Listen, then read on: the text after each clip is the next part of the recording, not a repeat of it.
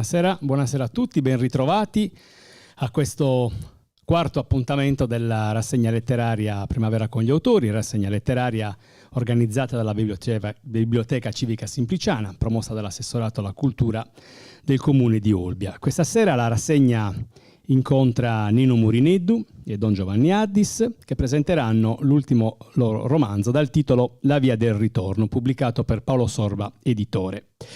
Una storia che racconta esperienze anche drammatiche di emigrazione, a cominciare dalla tragedia di Marcinelle in Belgio, dove persero la vita 160 minatori.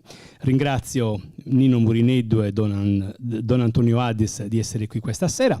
Presento anche il professor Bachisio Bandinu, che dialogherà questa sera con i nostri ospiti. La rassegna letteraria Primavera con gli autori è realizzata con il contributo della Regione Autonoma della Sardegna, assessorato alla cultura, pubblica istruzione, beni culturali, informazione, spettacolo e sport. Grazie a tutti voi di essere qui a partecipare a questo incontro e lascio la parola ai nostri ospiti. Grazie.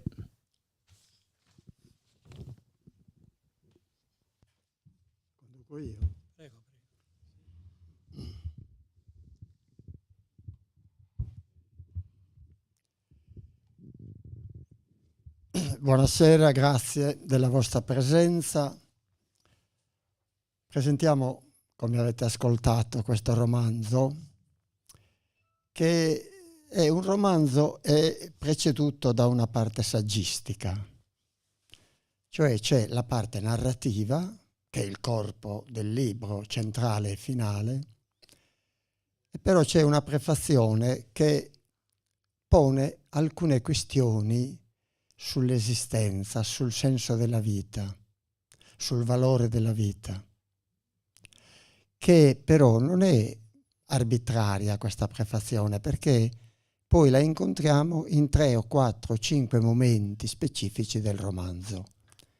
Quindi dal romanzo e dalla lettura del romanzo è nata questa introduzione, che è un'introduzione teologica e filosofica.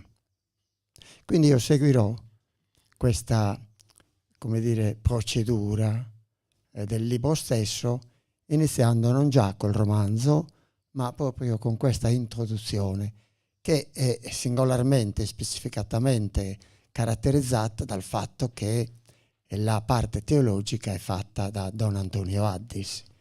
È un sacerdote, quindi, che ha una lunga esperienza sacerdotale e un'esperienza di studio sul tema.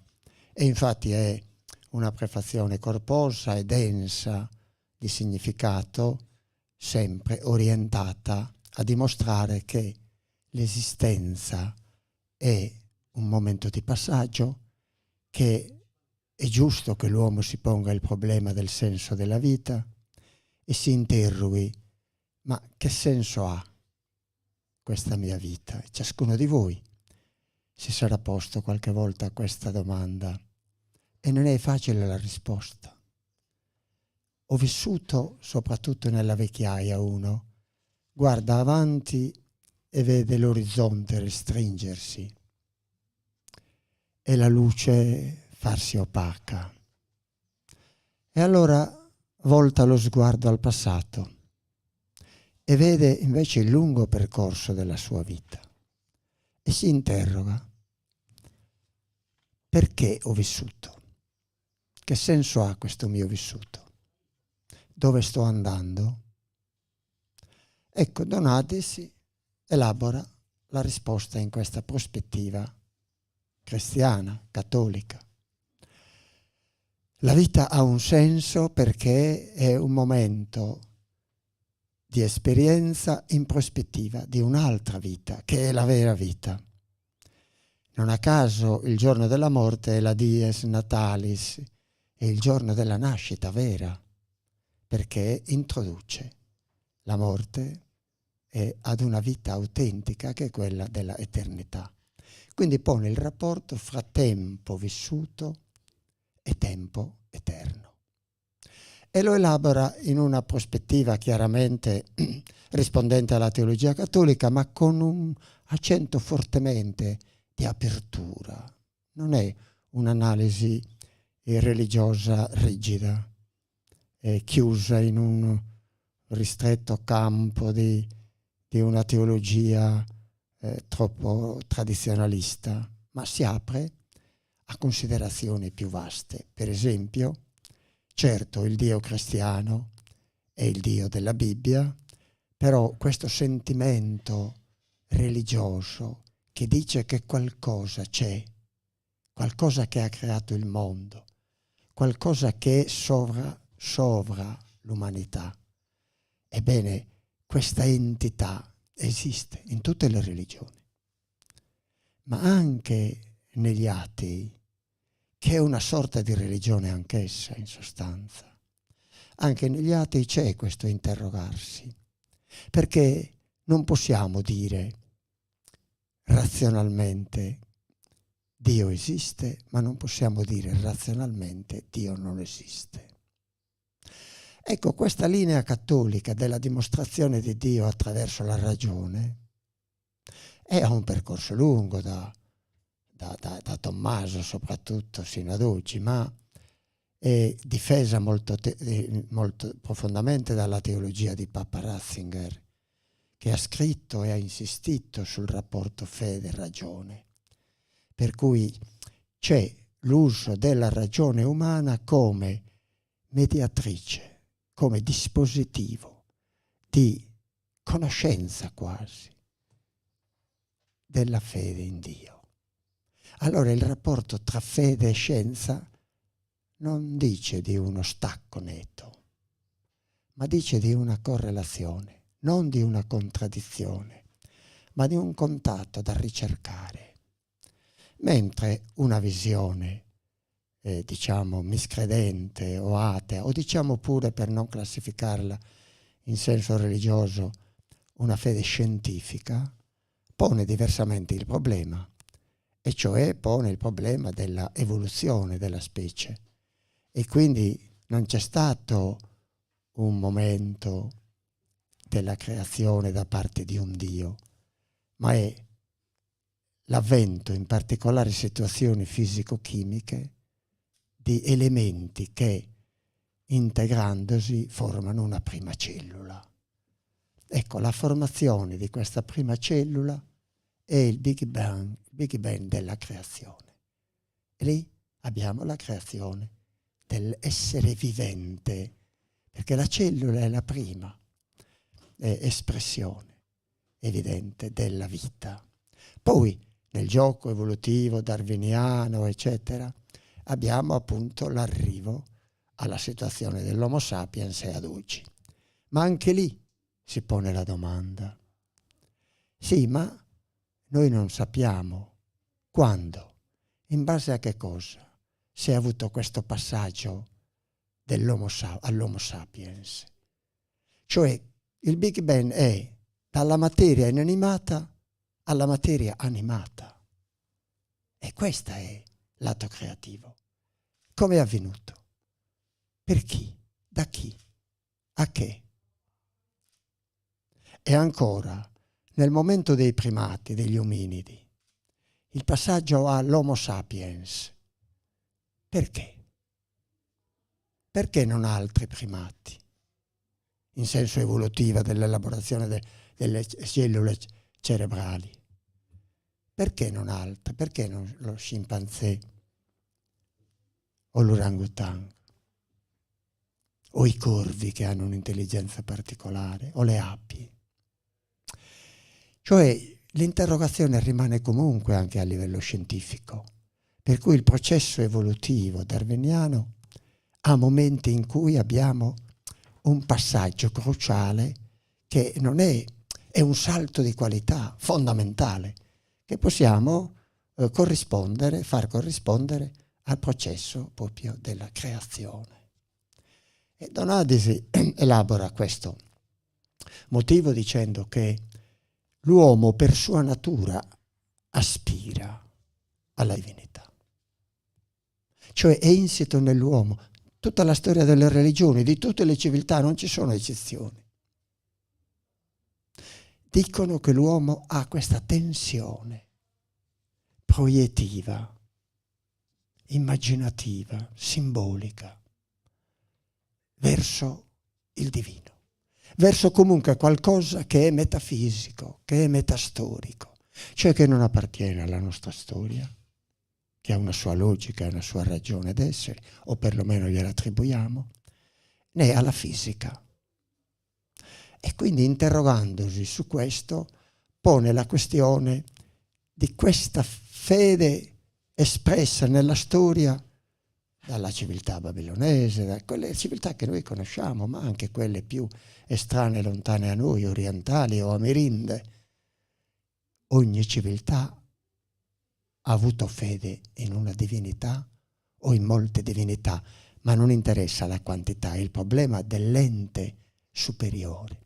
Persino la civiltà del Logos, no? Di quella greca, della ragione, del conosci te stesso, quindi dell'uomo, nel preciso significato di orizzonte dell'humanitas. Persino quella crede negli dei, nell'Olimpo, in Giove, anche se dei creati a immagine e somiglianza dell'uomo, comunque dell'eternità, non sono mortali. Questo è il punto. E allora Donadis insiste su questo. Finisce tutto con la nostra vita? O c'è qualcosa al di là? E chi lo può dire? Neppure l'ateo può affermare rigorosamente, certamente, che non ci sarà più nulla. Ritiene che questa sia la vita cellulare delle cellule che si spengono, dell'uomo che si disfa e del ritorno del corpo al ciclo della natura in un eterno evoluzione. È interessante questa tesi perché anche se è canonica e non mette in dubbio nessun aspetto teologico, però si vede che l'intendimento di Donadis è quello di apertura anche verso i non credenti, per dire che è importante interrogarsi. E interrogarsi è già nella dimensione del dubbio, o perlomeno nella possibilità di una possibilità altra.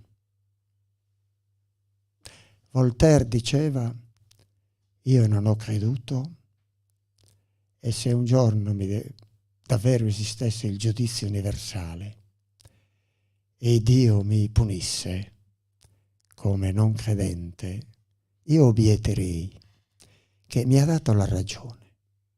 Io in base alla ragione ho fatto le mie scelte, quindi non ho colpa di non aver creduto.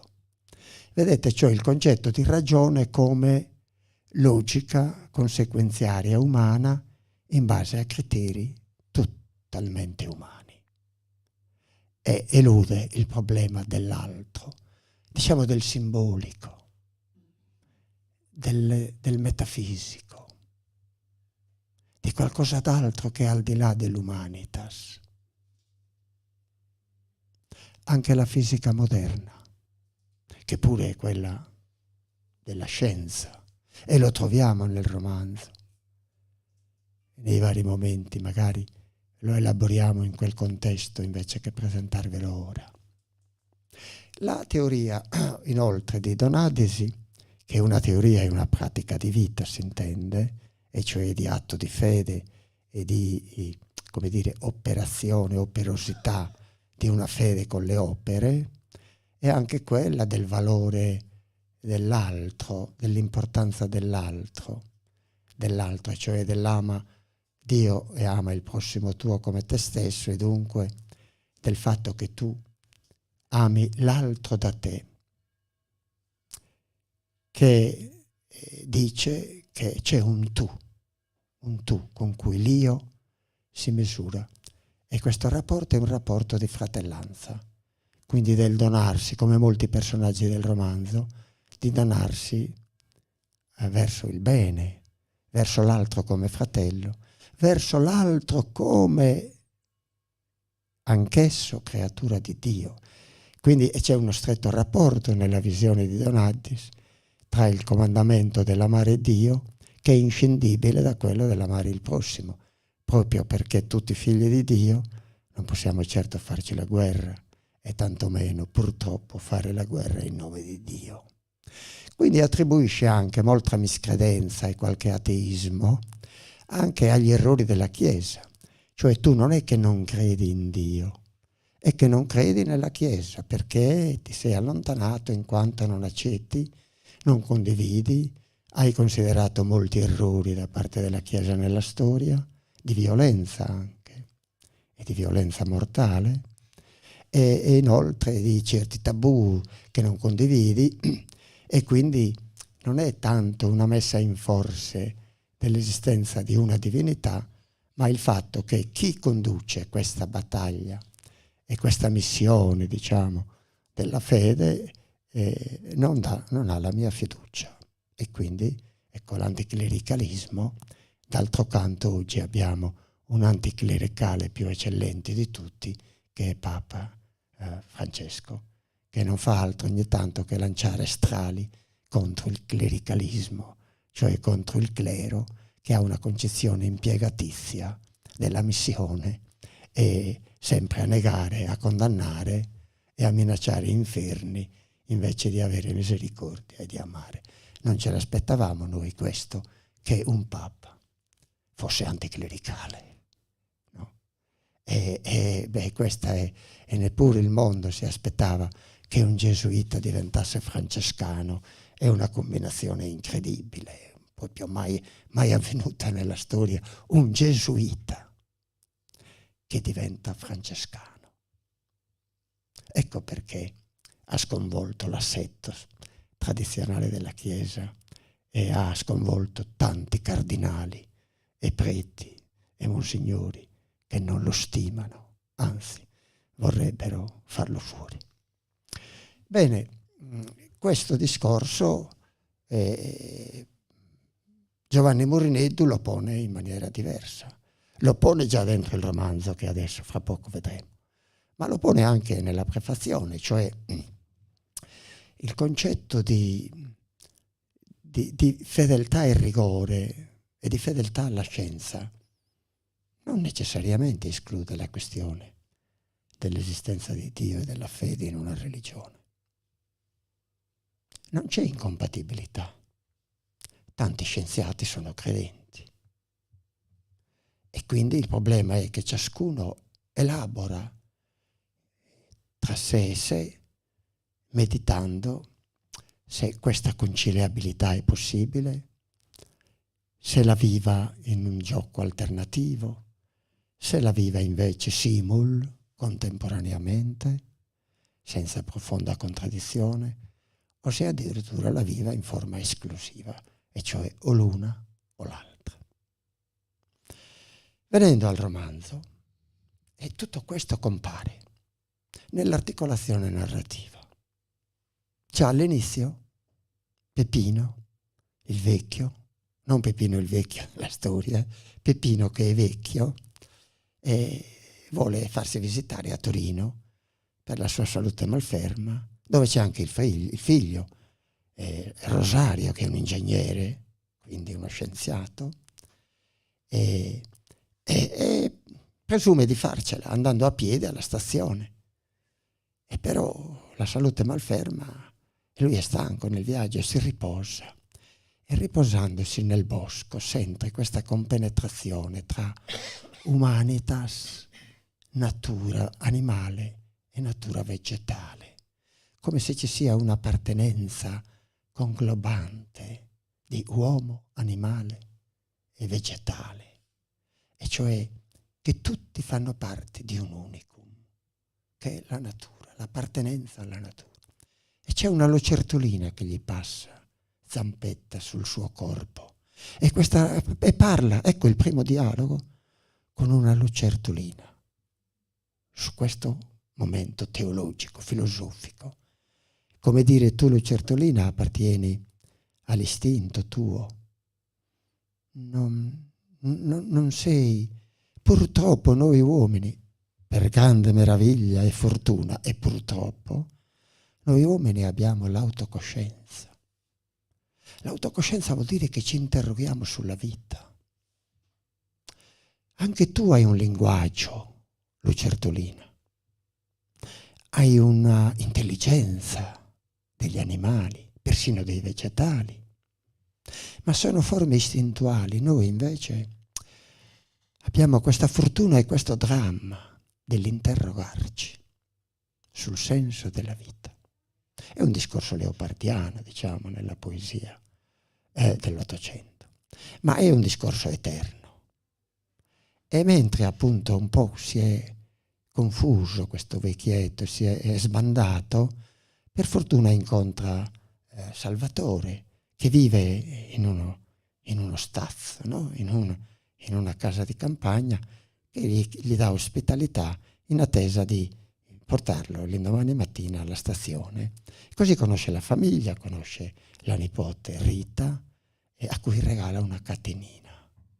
E questa catenina ha un valore simbolico perché è il passaggio tra il vecchio che vede restringersi la vita, l'orizzonte di vita, e questa giovinetta che ha tutto l'orizzonte infinito, che ha poco passato, e infinito futuro, perché è infinito nella proiezione fantasmatica della giovinetta la vita, anche se fosse 100 anni, ma quel 100 anni è un infinito che ha da arrivare, ma quasi senza una conclusione.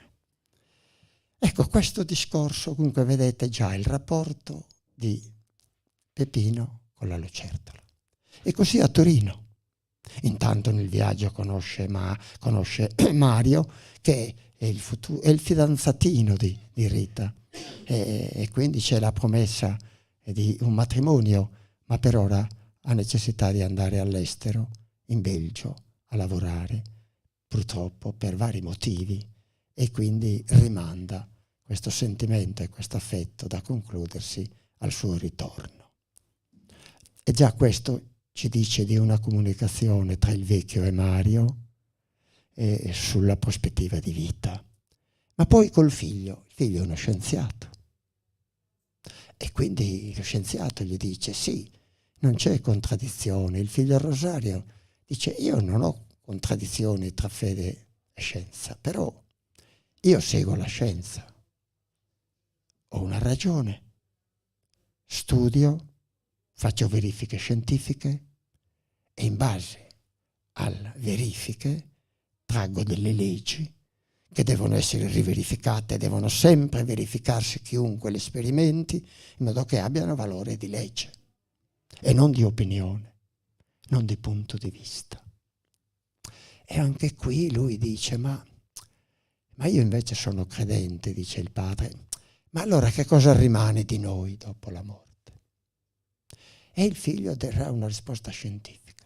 Rimangono certamente i protoni della fisica. Questa parola non piace al vecchio. I protoni.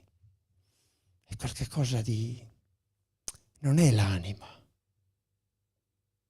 E quindi rimane perplesso, quasi deluso. Ma d'altronde il figlio non può dare che quella risposta come scienziato. Vedete ancora, in ogni incontro ritorna questa prefazione di Donadisi e di Nino Murinetto sulla prima parte del libro, che poteva essere posta alla fine, per dire, come forma conclusiva del romanzo, ma che invece è posta all'inizio opportunamente perché c'è questo problema dell'interrogarsi. Intanto Donadisi, come dire, è un teologo, ma anche Nino Murinetto è un letterato, è figlio della parola, degli studi di letteratura, di filosofia, e oltretutto ha il vantaggio che è anche sociologo, voglio dire, laureato a Roma in sociologia, quindi anche la parte saggistica, e quindi nella parte narrativa già, e sarà il quinto romanzo, mi pare di ricordare, e quindi ha un esercizio narrativo considerevole, robusto e profondamente verificato anche artisticamente, ma poi c'ha questa capacità di analisi che gli deriva dalla sociologia, dalla filosofia, per cui si interroga anche sulla dimensione appunto esistenziale dell'uomo. Proseguendo, non posso raccontarvi tutto il libro perché non si racconta, altrimenti voi non lo potete, non lo leggete, già avete una chiave di lettura che è sempre personale e arbitraria, non fidatevi mai di chi presenta un libro presumendo di interpretarlo e di farvelo capire, perché quello lo pensa lui, con i suoi sentimenti e ragioni che non hanno nessun valore assoluto e spesso non coincidono affatto con quella del lettore altro. Però volevo appunto insistere su questi punti anche quando in Belgio Mario va a vivere da dei parenti che erano emigrati già da tempo, e lì abbiamo la stessa problematica, perché Sonia, la mamma, che è una specie di matriarca di tutta la famiglia e parentela, è credente praticante e fa opere di bene. E quindi ha una figlia credente, pur essa scienziata ma credente, e però ha un figlio, Alessandro, che agnostico, non se lo pone il problema, non mi interessa, non sento l'esigenza. E nascono dialoghi serrati tra Alessandro e Maria Cristina, fratello e sorella, sul credere o non credere, proprio perché ognuno difende la sua tesi e la mamma ascolta e interviene comunque dicendo: ma al di là delle discussioni, al di là delle dimostrazioni, io ho fede, credo e mi basta. La fede si giustifica per se stessa. La fede è un dono. Nel cristianesimo c'è una corrente tomista che presume, dico io presume, che dice, anzi meglio, che afferma, obiettivamente è meglio dire, che si può dimostrare con la ragione l'esistenza di Dio. Le 5 prove di Tommaso. Ma anche altri. Papa Ratzinger crede molto in questa fede e ragione. Ma c'è un filone nell'ambito del cristianesimo, del cattolicesimo, che non è su questa linea, a partire da Pascal ed altri grandi scienziati e studiosi che invece credono che la fede è la fede. Non ha bisogno di giustificazioni scientifiche. È un altro campo quello, interessante da studiare, da correlare, ma non interviene sulla mia fede. La fede è un dono ed è un rapporto profondo tra me e Dio che si giustifica da sé.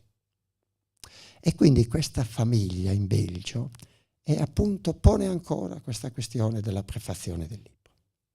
E quando fa celebrare la messa nella cattedrale di Liegi dall'arcivescovo Sonia, e appunto pone questa questione e l'arcivescovo parla appunto di questo.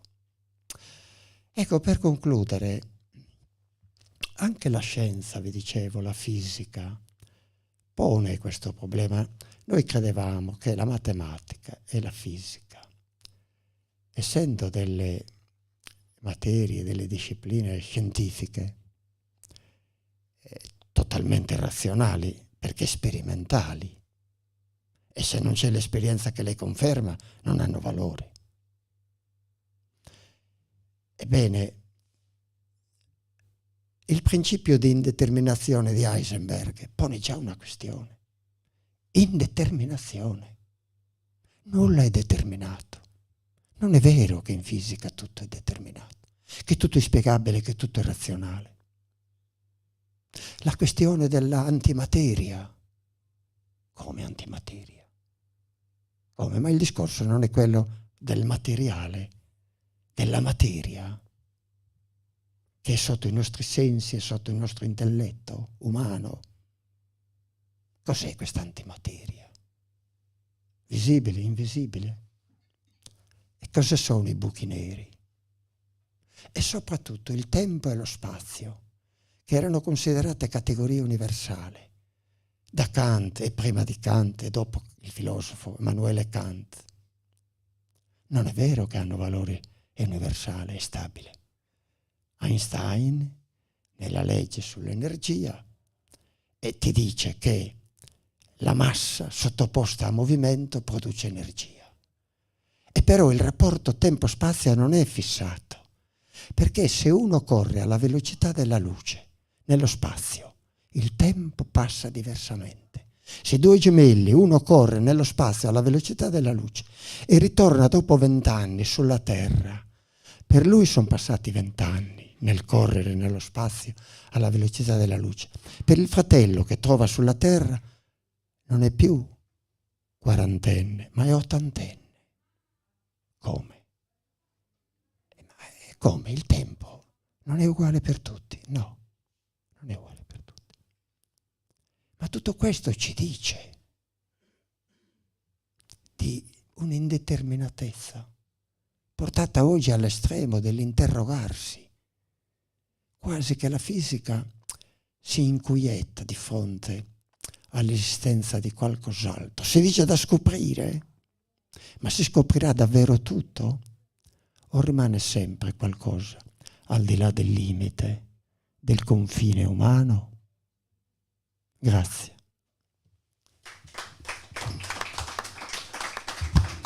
La mia interrogazione adesso passa agli autori per dire di come è avvenuto questo incontro, questa procedura di scrittura, di interrogazione, perché è molto interessante che due di cultura diversa si incontrano e di formazione diversissima.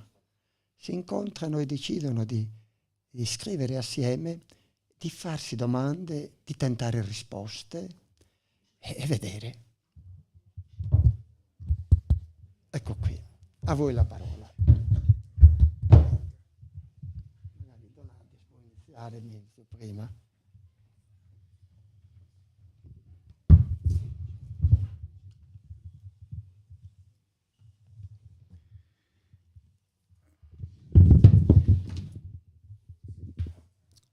Sono un prete, quindi il problema di Dio me lo sono messo da sempre, come tutti, da bambino.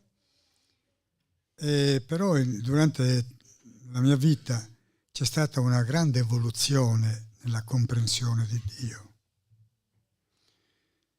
Da bambino, da adolescente, quando Dio quasi generalmente scompare dall'orizzonte della vita dei ragazzi che crescono, quando sembra impossibile.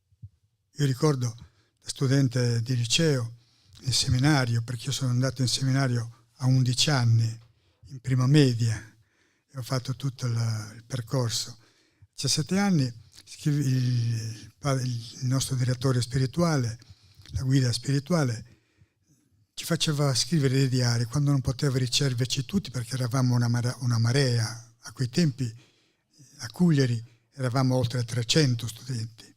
Quindi scrivi le cose che devi scrivere. Io mi ricordo che c'è stato un periodo in cui scrissi sulla non esistenza di Dio. E dicevo, Dio non può esistere, non è che non esiste, non può esistere. Ecco, e lui mi faceva le chiose con una penna rossa, dicevo, esagerato. Pensaci, cosa devo fare? Fai quello che stai facendo, poi col tempo capirai. Continua a fare esattamente quello che stai facendo. E poi aveva ragione, ho capito. Ma in realtà, allora io avevo una fede razionale, diciamo più tomistica, basata sulle dimostrazioni. E questo mio guida spirituale era un gesuita, io sono alunno dei gesuiti, e mi diceva, tu hai bisogno di scoprire qualche cosa in più di questa razionalità della fede. E mi ha consigliato di leggere il capitolo 4 di San Giovanni, del Vangelo di San Giovanni, l'incontro con la donna samaritana. Questo devi meditarlo per una settimana. I gesuiti sono così, sono per una settimana. Poi verrai a dirmi le conseguenze. Io in quella settimana ho scoperto un altro Dio. Un Dio persona, umano, amico, fratello, che condivide la mia vita. Prima lo credevo soltanto un giudice, uno che mi aveva dato delle regole precise, fai questo e non uscire fuori strada. Invece trovavo un fratello che ama anche chi è uscito fuori strada, come la donna samaritana. Questo per dire l'evoluzione, che poi è continuata ancora di più, e specialmente con il confronto con la scienza. Non è che io sia un grande lettore di opere scientifiche, però mi piace annusare un po' tutto, sentire, parlare, magari non approfondire moltissimo, però rendermi conto per confrontarlo con la mia fede. Perché tutto quello che è reale è parte della fede. Non si può avere una fede senza fare i conti con la realtà, quindi con la scienza, con tutti i problemi che pone l'uomo. Per finire anche con il problema più grande di tutti, che è quello del dolore, della sofferenza. E questo problema mi ha perseguitato molto e ho trovato molte difficoltà, anche perché ho passato parecchi anni del mio sacerdozio come cappellano in un ospedale di Tempio, e ho potuto sperimentare il dolore, ogni genere, dal dolore infantile, dei bambini che nascono praticamente con qualcosa di umano, ma molto poco, fino ad altri quindi il dolore dei familiari, dei genitori, il dolore delle morti improvvise, delle disgrazie, dei suicidi, delle malattie croniche, delle malattie improvvise, insomma un mondo di dolore, un mondo di sofferenza che, devo dire sinceramente, in certi momenti, anche se ero già abbastanza grande, avevo già compiuto i 40 anni quando sono andato in ospedale, un mondo che mi ha messo in crisi. Io ho dovuto far rinascere una nuova fede, perché ho detto chiaramente, benissimo, cominciamo da questa cosa qui. Tutti questi dubbi che ho sono veri, sono reali, non li posso nascondere, non posso dire no, io credo. No, devo riuscire a dare le ragioni della mia fede in queste cose reali.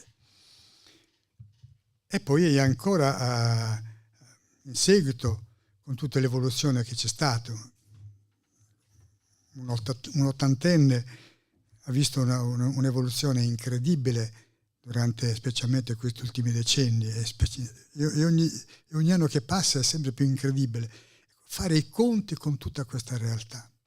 Ecco, io ho fatto i conti con questa realtà e adesso, tirando le somme, ed è quello che anche dico praticamente anche tra le righe in quello che ho scritto, tirando le somme dico, io sono felice di tutto quello che ho vissuto, di tutte le sofferenze, di tutti i problemi, di tutte le difficoltà, anche delle difficoltà degli altri, del mondo, della società, anche in questa terribile guerra che si combatte in Ucraina, che però è guerra di tutti quanti noi, perché quelli lì siamo noi, perché non ci può essere differenza. Ecco, uno degli aspetti che sottolineo che non ci può essere differenza tra persone, tra nazione, tra razza e razza, tra religione e religione. Quello lì, chiunque sia, sono io.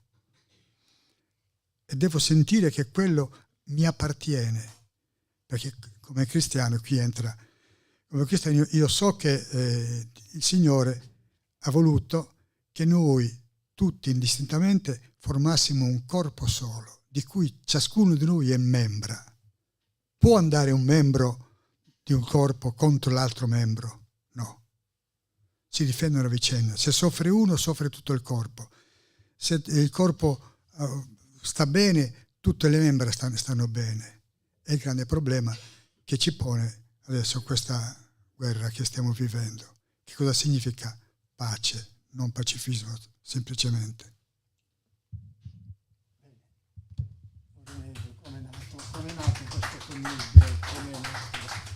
Come è nato questo connubio? Sì. Questo libro è nato non come la dimostrazione di una tesi, ma quasi per caso, un po' guardando dentro se stessi e dentro la propria esperienza. E inizia proprio con un uomo, pressappoco della mia età, sugli 84-85 anni, che a un certo punto, arrivato a una età nella quale fa i conti con se stesso e con le esperienze di vita, si mette in viaggio per raggiungere un figlio che è un grande fisico che lavora nel CERN, che è il più grande istituto di fisica che esiste in Europa. E lui gli chiede: sai, mi resta poco da vivere, il medico mi ha detto che fra 2 o 3 mesi io potrei già allontanarmi da questa vita. Ma voglio chiedere a te, che sei uno scienziato famoso, che cosa pensi di Dio e della morte? Cosa mi puoi dire relativamente a quello che afferma la scienza in ordine a questi problemi? Secondo te Dio esiste o non esiste? È dimostrabile o non è dimostrabile? Perché questo è il mio cruccio. Io sono arrivato alla fine dei miei anni e vorrei poter avere un'idea anche approssimativa di quello che mi aspetta. Il fisico, che è uno scienziato serio, gli risponde: non si può dimostrare, io non posso darti una risposta di questo tipo, perché la dimostrazione di Dio non è possibile, come non è possibile la sua negazione. Esiste però un sentimento del divino che in un certo senso ci può orientare nella vita.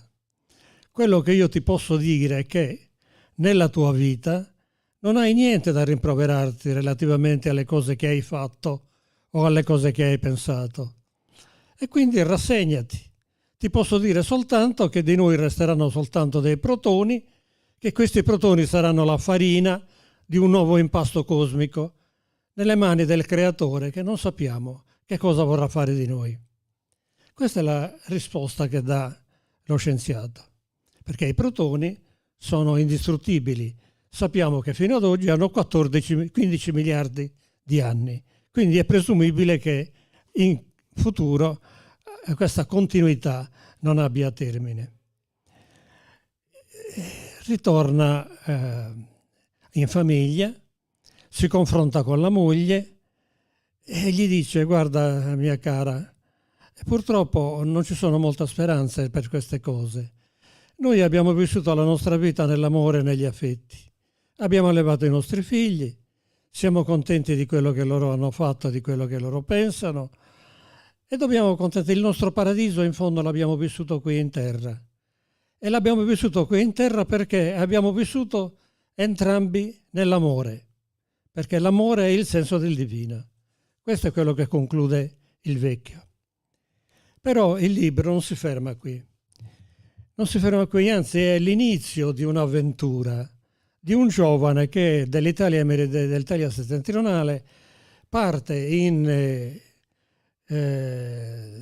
Belgio, dove ci sono stati i suoi genitori prima e i suoi nonni, che hanno sofferto la sciagura di 160 morti a Marcinelle. Vi ricordate quando è scoppiato il Grisù, ha fatto saltare la miniera di carbone e ha seminato di morti anche italiani praticamente questo terreno.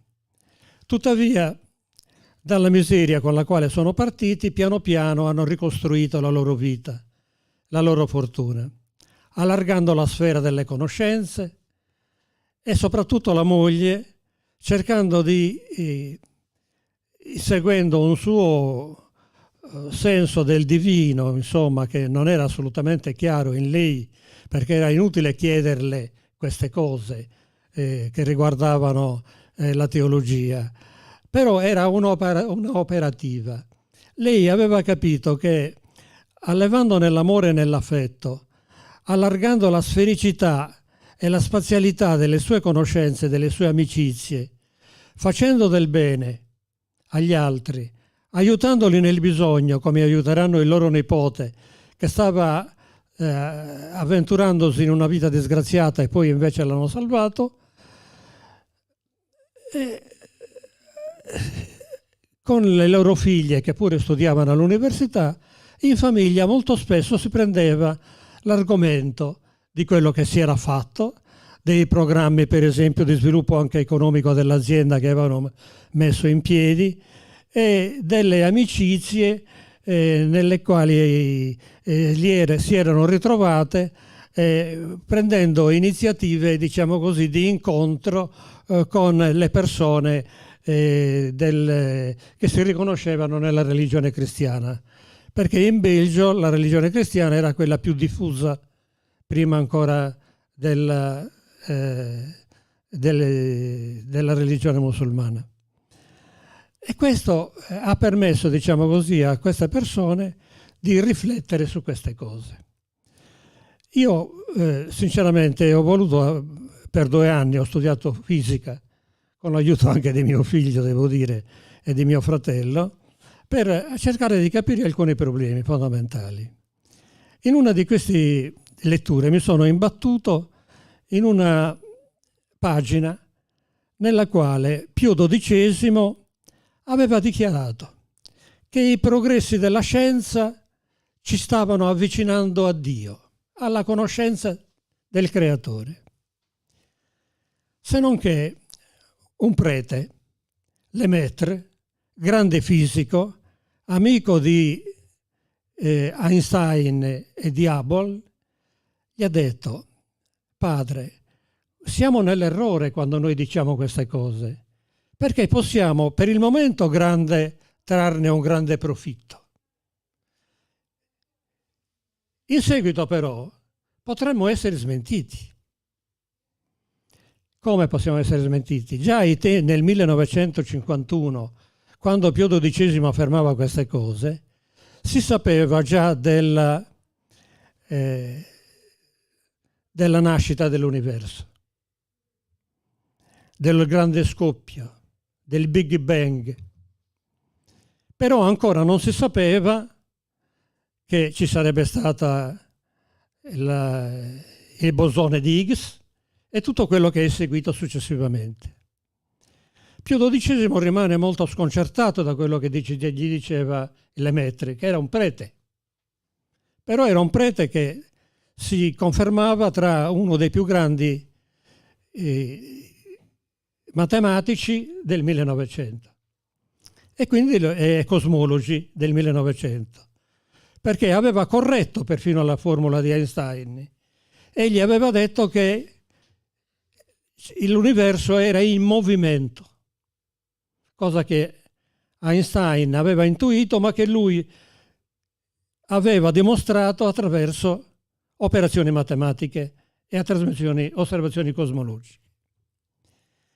Pio XII, nell'anno successivo, che inaugurava sempre l'anno accademico dell'Accademia Pontificia delle Scienze, corregge un po' la sua convinzione e dice: è probabile che noi non possiamo dimostrare l'esistenza di Dio, però è anche vero che ci sono delle cose che ci avvicinano a Lui. Il fatto stesso, per esempio, che noi siamo dotati di coscienza, l'io, diceva Freud. Che cos'è l'io? L'io è il superamento dell'istinto. Tutti gli altri esseri del creato in movimento hanno l'istinto. Se per esempio la tigre assale l'agnello, segue il suo istinto, non fa peccato, è nella sua natura. Nell'uomo invece non è così. Nell'uomo c'è la coscienza, c'è l'io, diceva Freud. Che cos'è questo io? Questo io è, diciamo, la somma di tutte quante le nostre emozioni, delle nostre sensazioni, delle nostre percezioni, della nostra capacità di renderci, di capacitarci di essere diversi dagli altri, perché dall'io si sviluppa l'essenza dell'uomo, il pensiero. Perché l'uomo ha il pensiero e gli altri esseri non hanno il pensiero? Da dove ci viene questo pensiero? Allora i problemi sono due. O la materia, a questo mi inoltro succintamente in un problema della fisica contemporanea, o la materia è frutto del caso, ma se è frutto del caso, come si fa nel caso a scoprire le leggi, per esempio, di Euclide e della fisica contemporanea? Come si fa a produrre le grandi opere d'arte nella pittura, nella musica, nella scultura, nella letteratura, nella filosofia? Non può essere un caso. C'è evidentemente qualcosa in più. C'è, vale a dire, una capacità di pensiero, la coscienza di avere una capacità di penetrare le cose sempre più a lungo e di produrre arte e scienza. E qui a un certo punto si pone anche un altro problema. Ma il problema qual è? E uno se l'è posto Spinoza, Baruch Spinoza, in Deus ex machina. Cosa voleva Deus? Scusami, correggimi. Spinoza sosteneva che Deus e la natura erano praticamente la stessa cosa. Dio era presente nella natura e la natura era presente in Dio. Cioè praticamente c'era un essere che, raccogliendo le cose, aveva creato le cose e con esso si era immedesimato. Questa è una delle possibilità possibili attraverso cui l'uomo con la sua coscienza, con la sua attività di pensiero, con l'arte, con lo studio, eccetera, eccetera, si evolve verso forme sempre più alte, molto sublimi, ecco, della sua essenza. Però, gli diceva Lemaitre, un momento, Dio è estraneo alle cose create, è super cose, è al di là delle cose. Non è Dio che abita all'interno delle cose, ma è un essere supremo che ha dato vita a tutto ed è esterno a tutto.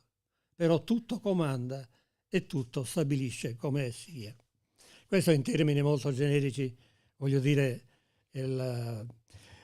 questi problemi emergono durante il percorso, diciamo così, del romanzo, perché non si esauriscono naturalmente in questo excursus molto succinto che ho fatto, ecco, della fisica teorica, della fisica delle particelle. La cosa è un'altra.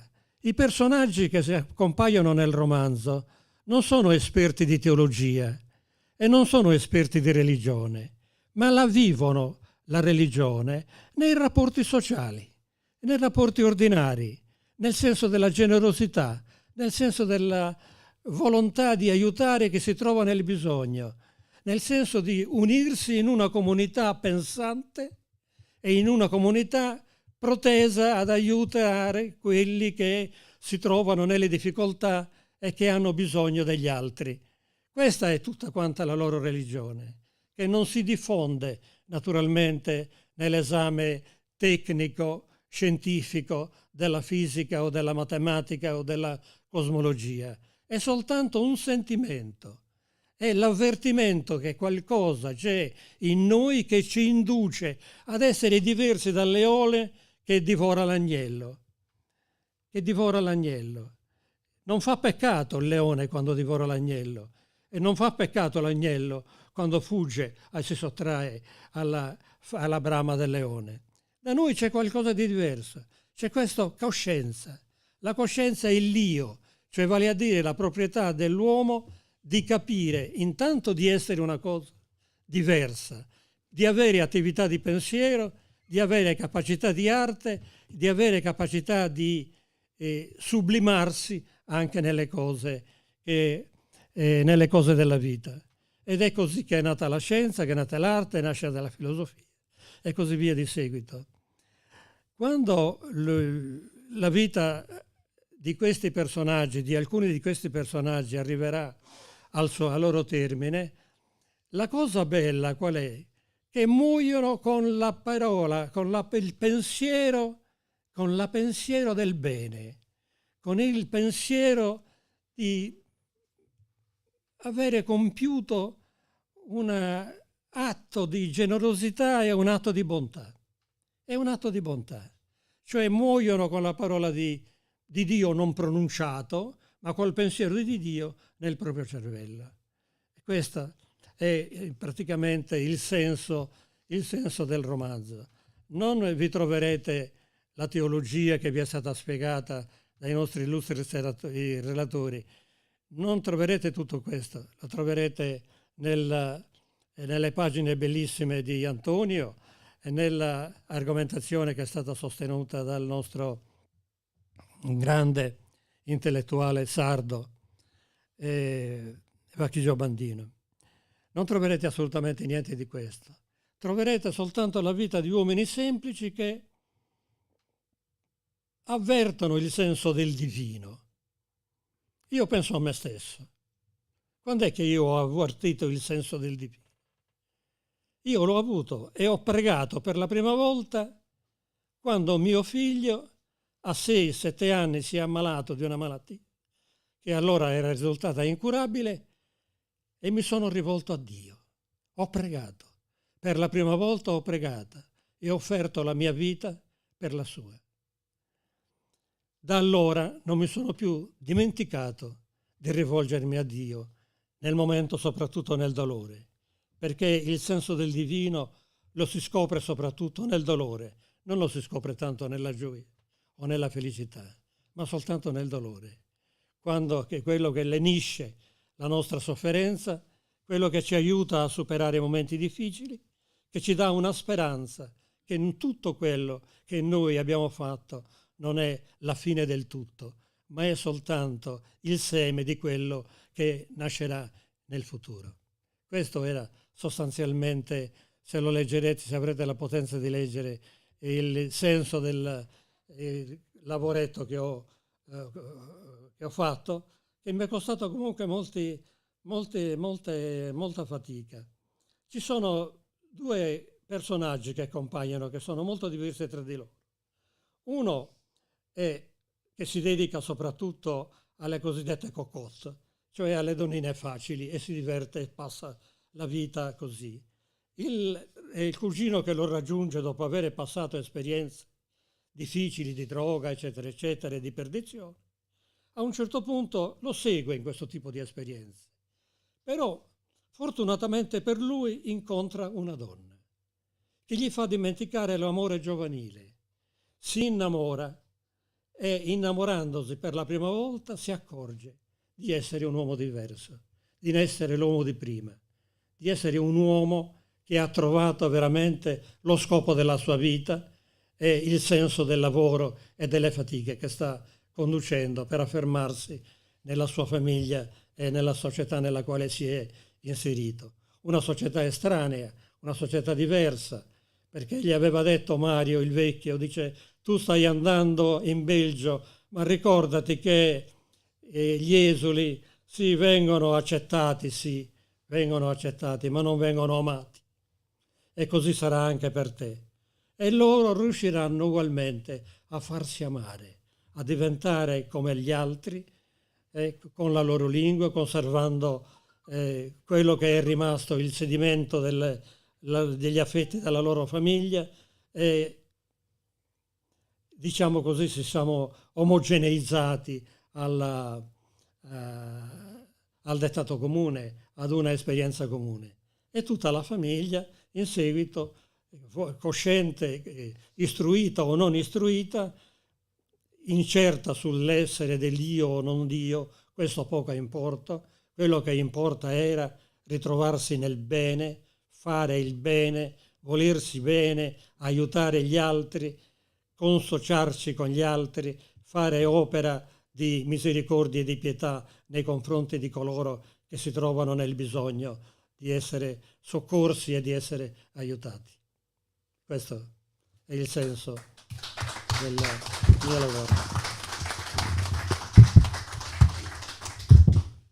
Questo per dirvi che il romanzo ha una sua autonomia rispetto alla saggistica ed è una storia, è una vicenda di vita, e per dire, come diceva Nino adesso, che l'amore giustifica l'esistenza.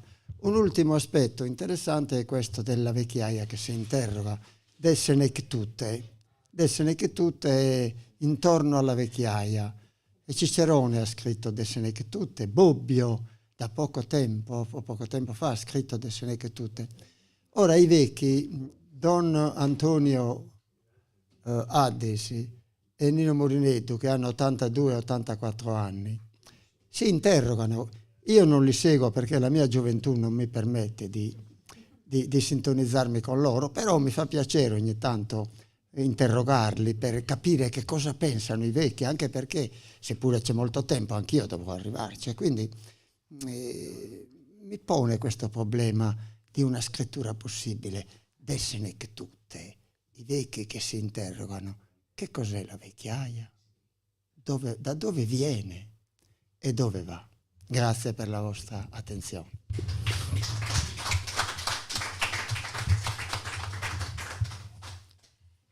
Se ci sono delle domande da fare, siete pregati, invitati a farlo.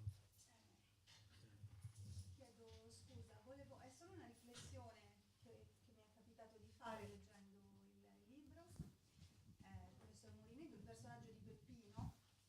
il personaggio di Peppino che in qualche modo con questo suo atto, quindi un uomo che torna alla natura sentendo di morire. E in questo suo cammino, in questa sua giornata, questi 2 giorni in cui cerca di restare da solo nella natura, nel fiume, il bosco, eccetera, rischiando di perdersi, quindi mettendo ancora una volta in gioco anche la sua vita, fa questo dono bellissimo una volta che finisce nella famiglia che lo accudisce, lo recupera, lo salva in qualche maniera, lasciando la sua catenina a questa ragazza che nulla aveva, quindi una ragazza molto giovane. Lì personalmente ho visto un gesto proprio simbolico d'amore, come se lui in qualche maniera avesse lasciato proprio questa simbologia, lasciare il proprio amore sulla terra, con un atto così di generosità. E qui mi permetto di fare una piccola, spero che Don Antonio me lo permetta, automaticamente ho avuto il pensiero di un'esperienza comune fatta con lui quasi 30 anni fa in Africa, quando abbiamo visto in una scuola di missionarie comboniane cattoliche bambine che non avevano nulla, tu confermerai, dividersi una caramella, te lo ricordi? Non ce n'erano abbastanza, quindi questa ragazza un po' più grande ha preso la sua caramella e l'ha divisa con un'altra bimba della scuola. E io ricordo sempre una frase, dopo quell'esperienza, che è stata un'esperienza molto bella, molto lunga, molto dura anche, Don Antonio disse una frase che secondo me in qualche modo racchiude un po' quello che si diceva prima. Durante la cena di addio andavamo via dall'Uganda, non so se ricordi, tu dicesti, avevi la mano così, dicesti, ma io non sono mica tanto sicuro di andare in paradiso, ma prima di me, ma quanta gente di questa gente, di questo popolo, che non sa neanche chi sia Gesù Cristo. Ecco, io credo che in questo romanzo ho ritrovato un po' questo pensiero, comunque l'uomo che nel bene, nella bontà, vive il divino, secondo me, senza comunque una connotazione, necessariamente una connotazione, un credo, una religione, e in maniera assolutamente più universale. Questa era solo la mia considerazione. Grazie di questo contributo. Qualche altra domanda? Non è necessaria nessuna risposta, sono esperienze di vita che vengono raccontate. C'è qualche altro intervento? Io posso leggere qualcosa di Nino che mi sembra... No, perché trovo dalla presentazione fatta, diciamo, una prova molto diversa da quelle che hanno impegnato Nino Murineddu prima, che era più attento probabilmente a problemi, alle relazioni sociali, a descrivere magari più o meno quello che era poi l'ambiente in Gallura, e lo fa magistralmente in molte opere. Mi è piaciuta particolarmente è una mia scelta personale, ovviamente la conca murata, dove mi sembrava che fosse raffigurata con una certa precisione una società. Questo è un impegno molto diverso, e io però, ascoltando, ho portato con me un lavoro precedente di Nino che è molto interessante, e una sua esperienza poetica. Io voglio leggere questo perché per così comunicare ai presenti il senso un po' anche di questa ricerca, e c'è quasi qui in primo luogo, dice: ogni giorno sensazioni nuove, ondeggianti battiti di cuore come onde di mare, cambiamenti di umore dettati da pene e da speranze quotidiane. Ora la luce illumina il sorriso, ora le nubi fanno velo al viso. Indifferente a tutto, il tempo prosegue la sua corsa, verso una meta ignota, ignorando l'angoscia e il patimento di chi vorrebbe capire la ragione del nascere e morire. Complimenti Nino, veramente questa rappresenta un po' anche quello che si è detto qui oggi, mi sembra una sintesi molto appropriata, quindi sono ansioso di leggere poi il nuovo racconto, il nuovo romanzo. Sicuramente ci sarà motivo di riflessione anche ovviamente per chi legge, non solo per chi ha scritto, non è una ricerca solo per chi ha scritto. Grazie. Ti ringrazio.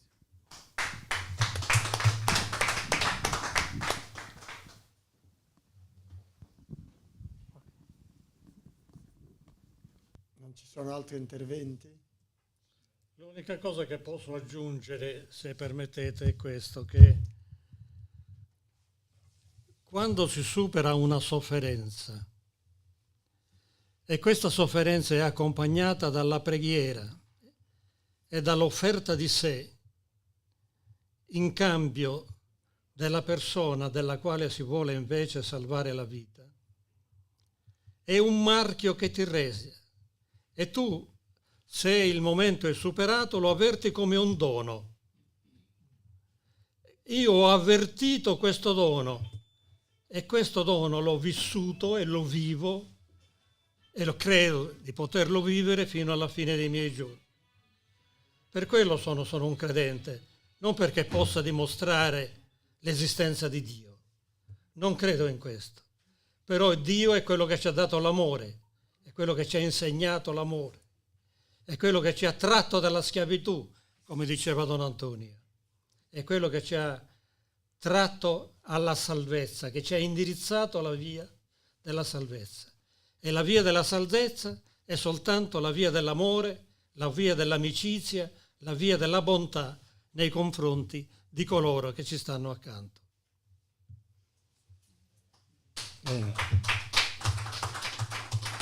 Posso dire un'ultima cosa in un minuto solo?